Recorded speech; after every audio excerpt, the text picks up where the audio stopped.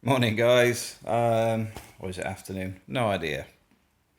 Um, I'll have a shower and stuff in a bit. I'll just come down, sort the apartment out this morning. It's looking a lot better now. Yeah, I'm happy with it. Yeah, what was I going to say? Yeah, I just thought I'd answer some of the questions I've seen in comments and stuff. First one was, why do so many Anglo-Saxons come to Spain if they hate it so much? I have to say that's a peculiar question because I mean one of the things I did respond to is ignorance is bliss. The assumption that everybody hates Spain um, is the same mentality that you often get with some of the um, independent nation of the UK, rather than using the term Brexiteers. Um, Hate people that are there. Why are they Spanish? Why are these people? It's the same mentality. My answer to both questions is ignorance is bliss. Um, the assumption that everybody is the same is just stupid. It really is. Um, Myself, I've lived internationally for more than half of my life. I've spent more time with foreigners than I have with British people, to be fair. And generally, I find people good, bad, or the same anywhere on the planet. I just don't understand why people have to have such a narrow view of the windows in the world. Um, the world's a bigger place. And one of the things I remember reading about this a couple of years ago, where there was I can't remember which book it was in. It's about a person arguing about coupons. So they got coupons at the counter. Old lady arguing like mad about the coupons because they're out of date. She wants to cash them in. She wants to. It's not the coupons that's important. It's nothing to do with the coupons. The person behind that counter is probably the first person she's spoken to that week. So the point is, she has to have that argument because her frustrations, everything else, is built up into that moment because the first person she's had to argue with. Now, I do find online that happens a lot. It's the person they've got to have the dispute with, argue with, get upset with. They are looking for the argument. So my personal view is, if you think that ignorance is bliss, that's I'm not going to change your mind. I'm not interested in trying to change it. You're not interested in changing your mindset. Reality is that's the way you think. That's the way you want to be. That's fine. That's your world. If you want to change it, spend a bit of time educating yourself. So that's the first question for the day. Has Brexit improved things or made it worse? I'm trying to be diplomatic on this, but I think the easiest way to put it is quite simply, when has a government ever improved your life by taking something away from you? Now, it doesn't even need to be like a Brexit. It's literally every time you get taxed something, when did they remove a tax? When did a government department say, whoa, reduce our budget, we don't need any more money? Never happens. So the point being is, there is no upside to this. There will always be fallout, stuff taken away. I mean, the whole fishing thing at the moment, they're talking about, I don't think they've even confirmed how many years the fishing will be open. I think they're still talking years, but not actually specified the quantity of years, against the fishing of the British trawlers and stuff that were actually all sold off years ago. So are we going to reintroduce the fishing or do a bit of a conservation piece because the UK doesn't actually consume that amount of fish, and just basically not fish the waters and let them recover? I'll leave that one out to somebody else. Maybe that's for Farage, because I think he was in charge of fisheries before, I remember right. So the point being is, it's not so cut and dry. They're talking about 90-day visas. So if you start introducing 90-day visas, what's that impact on everybody that comes to Spain? If you start looking at down that route, are you going to have student visas and things like that, and having to pay for things that were free before? very likely. They were talking about the Alan Turing piece as well, about changing, what's the other one called? Erasmus? Maybe somebody can correct me on that. Alan Turing, for me, it was in really bad taste to use Alan Turing. And I'll tell you why. Alan Turing is obviously, a lot of you will be aware of the Bletchley Park and the code breaking. You may have seen it in a movie or actually was aware of it previously. He was also aware of the connection of mathematics to everything. He was involved in DNA, understood the basics of artificial intelligence, and I believe is named as the father of artificial intelligence. There's a whole ream of stuff that he did, and his mathematical ability was phenomenal, to the point he was, even after he finished with the Ministry of Defence, etc., he was still monitored by the British Secret Service. They had a major problem with him, though, because he used to go to Europe, because one of the things that they didn't like him with a good old Britishness is that he was gay. And it wasn't a good thing. He used to go, I think it was the Netherlands he used to go to, because they were more free. I mean, if you've been to the Netherlands, you'll know it's a bit more laid back, chilled out, etc. And I think it was somebody come to visit him from the Netherlands, which then triggered this whole arrest scenario. And they arrested him. They gave him a choice of chemically castrating him or putting him in jail for being gay. Bearing in mind, he went to Europe to get away from all this sort of stuff. And this is why I have a bit of an issue about the fact that they want to name the Alan Turing program the replacement. It's a sick joke. Because they took his freedom away from him. This is how he ended up getting chemically castrated. This is how he ended up committing suicide. One of the British greatest minds betrayed by their own government. So no, I'm not a fan of the Alan Turing thing. I think I have been to see his what do you call it? He was on the Science Museum. There was a load of an exhibit on Alan Turing, the code breaking, and they had the old Enigma machine, all that stuff. So yeah, I do have an issue with that. I think it's a sick joke because it's removing Europe from him, and the way the UK was anti-gay that led to his death. So yeah, let's move past that. Let's find some positives in this. I can't find any. You know, taking back our borders is the stuff I hear, but nobody actually defines what they're actually talking about. What does that actually mean? Because when France shut its borders for the ships, not for the ships, well, the ships, the trucks, I then started seeing people complaining about, they're doing this because of Brexit. No, they're doing it because of this new strain of COVID that's come out of the UK, and I'm sure if this had all happened with China in the first place, the impact would have been much less severe. So really, I can't figure out how some people think. I really can't, because in reality, it was to cut off spreading it through Europe.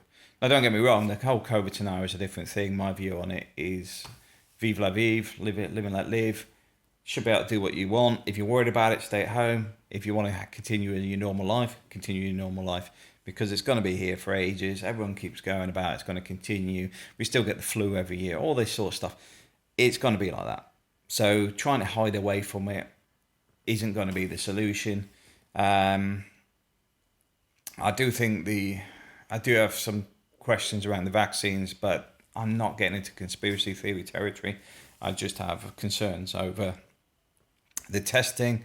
Personally, I don't want to use it, not interested in it. I'd rather rely on my own immune system. But anyway, moving past that as well. So do I think the things in Spain are going to change for Brits? I was reading a article that was posted by Keith Barry on Facebook today around Spain's, the Valencian region, and how it's going to support and help the British community here, because there's over 100,000 Brits that live in this area permanently. You got that view, and at the same time, like I say, you get people go, Brits go home, then you got people in Brits going, oh, you're a traitor, you moved to another country. Such small world mentalities.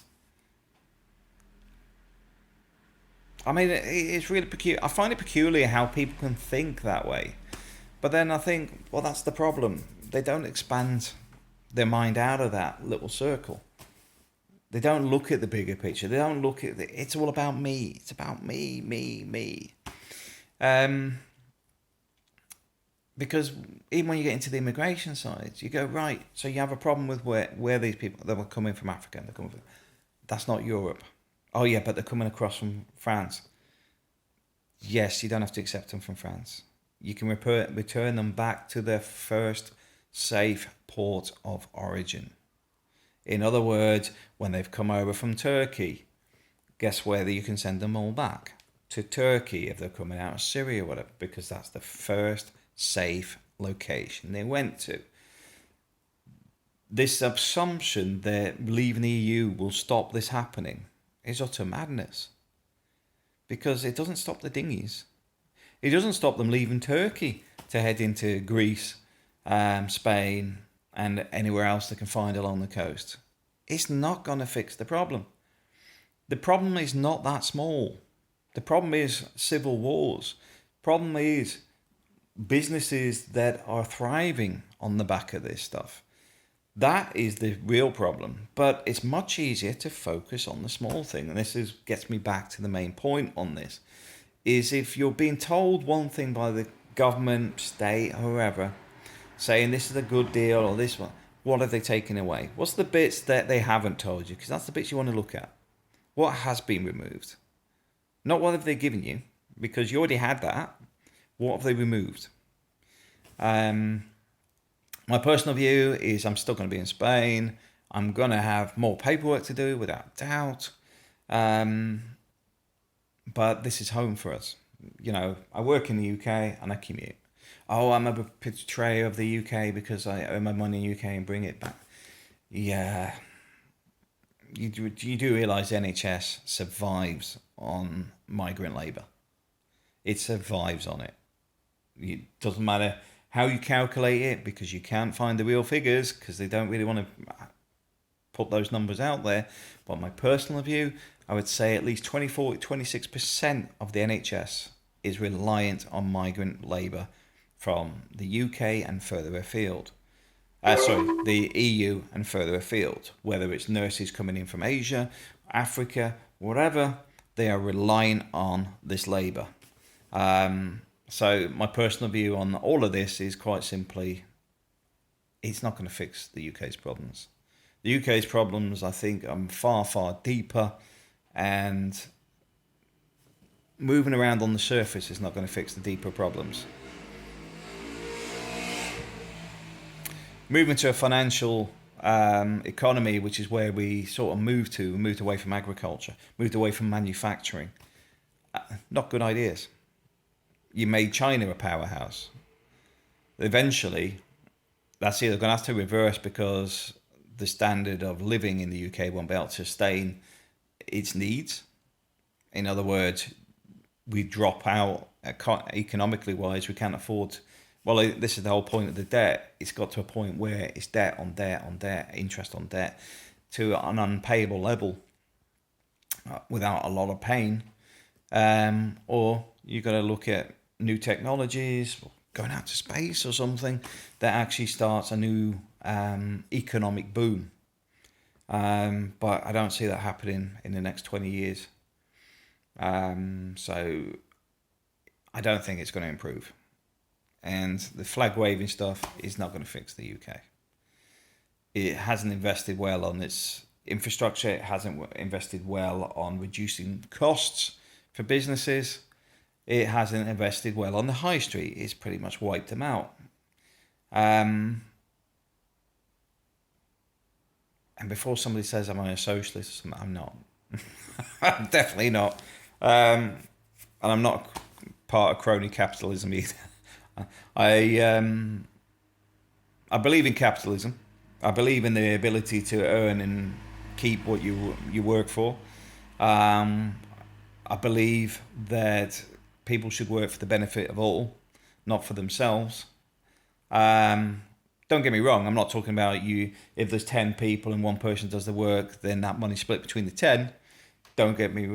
That's not what I'm talking about. I'm talking all 10 have to contribute. It doesn't mean that they're going to get 1/10 either. It's all based on the contribution that they give and the value of that contribution. I'm throwing so many political things into this conversation today. I normally don't put this type of stuff on this channel, but because of the Brexit stuff, it has been sort of bugging me the last few days because I've seen some of the stuff going out there, and I'm like, what is going on? I mean, Boris struggles to complete a sentence, and this guy people keep telling me he's the leader of the UK. I don't call him my leader, not in any capacity. Is he the best choice of a bad option? In the sense of a two-party system, this is all we can come up with? I don't know. But one thing is I do not recognise him as my leader. And, some people say, well, you're European. I'm not. I just see myself as an individual. And I'm not into this whole individualism thing either. It's more a case of I just carry on with my life. I do what's relevant. I do what's important to me. I do what's important for my family. I don't do the flag waving stuff. I don't go down the route of going into wars on the basis that I was told to do it, while at the same time you get Tony Blair walking away for stuff that he did and knowingly did. I'm not one of those people. You give me a cause that's worth fighting for, I'm there. But a lot of the stuff I see today, I don't even know if the people behind them know what they're doing, beyond making money out of it. It's a sad state of affairs to be in. But I love Spain. The UK, I do find, is declining at a rate I'm unhappy with. It does sadden me the level of intelligence on some of the stuff that I see, and the lack of people with the right skill sets that are out there now. There is jobs there. I mean, people say, "Oh, they can't get a job." Get educated. There are plenty of jobs. There's a lot of idiots out there. There's a lot of opportunities for people that are smart enough to actually put the effort in. Don't sit there waiting for somebody to sort your life out. Sort it out yourself. Self-educate. Get yourself where you want to be. Facilities management is where I spend a lot of time. And I've got to admit, it's declined severely over the last 10 years. I mean, it is way worse than it has ever been. I do recommend it's an opportunity to get into it. I do see there's massive opportunities for infrastructure changes within the FM businesses and how they operate. I do see the opportunities to shoot up through companies are there. But often the best recommendation of that is hopping. Get qualified in one company, do a couple of years, move to another. Quickest way to get a pay rise and to jump to the next level in the business. Company loyalty is dead in most companies.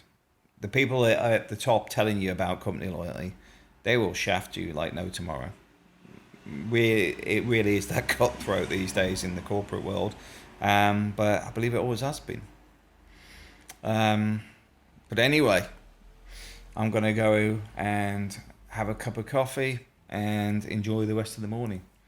I think it still is morning. I didn't check the clock this morning. I just started working, so I have no idea what time of day it is. All right, catch you later, guys. Thanks for watching.